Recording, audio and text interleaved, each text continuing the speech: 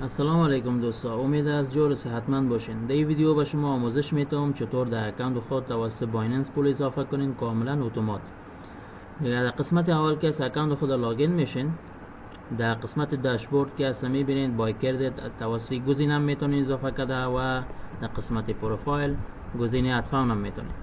گزینه ادفاون را کلیک کنین، شما را در هر دو صورت در این صفحه میبره. من دوباره میرم در کلاین ایریا و گزینه بای کردت هم بزنین. این هم عین مستقیم در موقع صفحه میبره شما را. در این صفحه کاری که شما انجام میتین، مقدار پول هم میندازین و اتومات گزینه نکس هم میذارین. پیمنت متد خودش انتخاب شدگی است. بالانس ما را ببینید، $10 است بالانس ما و ما میخوایم $10 دیگه اضافه کنم که $20 شود. در گزینه نکس هم میزنین، دیجا مقدار پیسه را وارد کرده و در استقامت هیچ چیز کلیک نمیکنین، مستقیم پایین میین، گزینه پی نو میزنین. در استقامت شما میبینین هم بایننس پی را داریم، هم والت آدرس داریم. از طریق والت آدرس یوزیتی P20 میتونین از این طریق هم انجام بدین. در قسمت اول ما ایره برای شما آموزش میتیم و قسمت دو میره. قسمت اول که است شما بایننس پی را بزنین. این صفحه که آمد با شما بایننس خود باز کنین و این بارکد که است اسکن کنین. اینجا بایننس اکانت ما که است باز است. در قسمت اکانت خود یه سه نقطه میاین، سه نقطه را باز کردین، در قسمت اسکن میرین.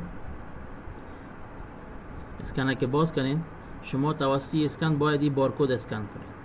ما میایم بارکد اسکن میکنیم. بارکد که اسکن شد، مقدار پولی که اینجا هست ما باید عین امور را وارد کنیم، حتی اشاری هم داشته باشه. اشاری هم داشته باشه باید عین چیز اینجا وارد کنیم. ما $10 وارد میکنیم. در قسمت اد نوت اینجا میاین و در بخش نوت که شما باید این اضافه کنین. 7398 گزینه 4 رقمی را، عدد 4 رقمی را باید این اضافه کنین.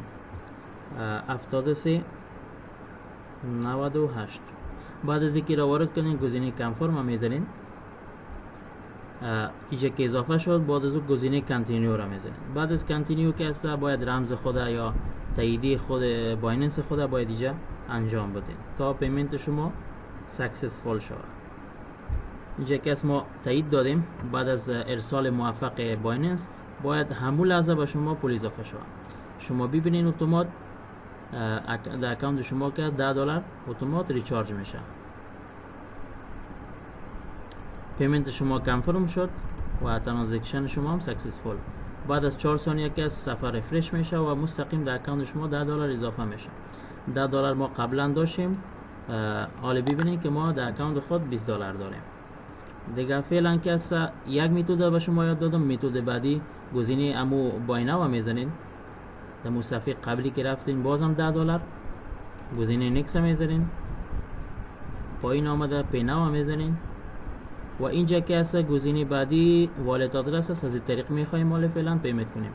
و شما که از بعضیتان حتما بایننس ندارین یا از طریق والت استفاده میکنین، این میتود شما که از طریق والت ما انجام میدم. ما ترست والت خود باز کردیم. در استقامت که از سر سند میرین، گزینه سند میرین.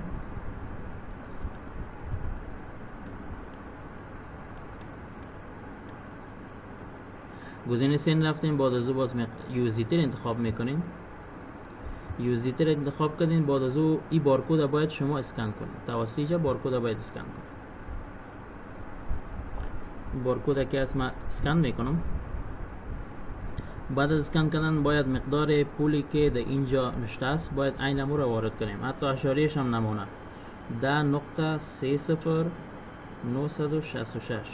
عین چیز باید اینجا وارد کنیم و گزینه نکس بزنید.